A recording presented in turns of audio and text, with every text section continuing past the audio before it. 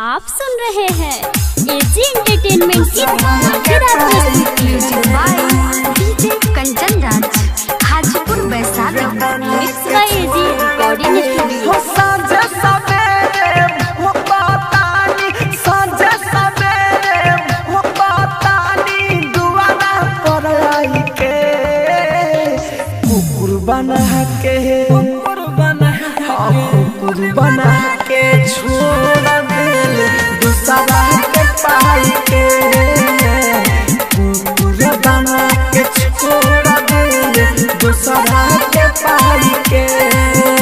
हो साँझ सवेरे हो बतानी, साँझ सवेरे हो बतानी, दुआरा पर आई के कुकुर बना के छोड़ दिल दूसरा के पाई के, कुकुर बना के छोड़ दिल दूसरा के पाई के। आप सुन रहे हैं एजी एंटरटेनमेंट की धमाकेदार प्रस्तुति। दूसरा के पाई music by DJ Kanchan Raj Hajipur Vaishali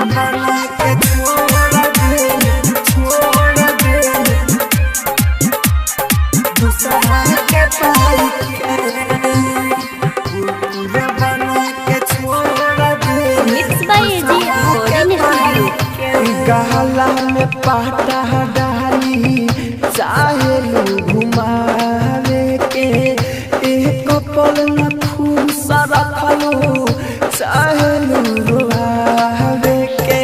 जे भी प्यार कैले बा उमर बेकार कैले बा, धोखा तू देले बारू जेल तू सवार कैले बा, तू देले बारू जेल तू सवार कैले बा, तू देले बारू जेल तू सवार कैले बा। सही कहीं की गलत कहीं, सही कहीं की गलत कहीं, देखी है आजमाई के कुकुर बना के कुकुर बना के छोड़ दिल दूसरा के पाई के, कुकुर बना के छोड़ दिल दूसरा के पाई के।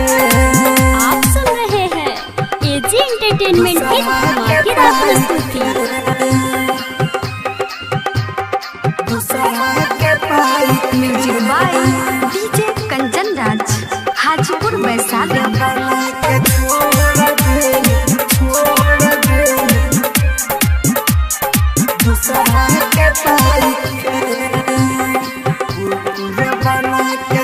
Mix by AG recording studio. 18 से मारे अब गौवा के लोग रे, काहेला धरैले हमके ऐसन रोग रे।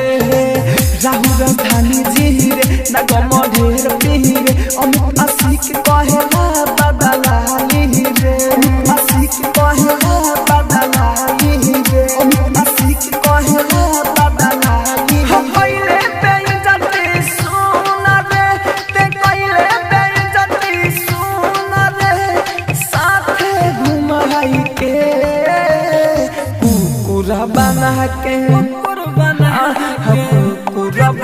के छोड़ दिल दूसरा के पाई के, कुकुर बना के छोड़ दिल दूसरा के पाई के। एजी रिकॉर्डिंग स्टूडियो रोशनपुर सपहा।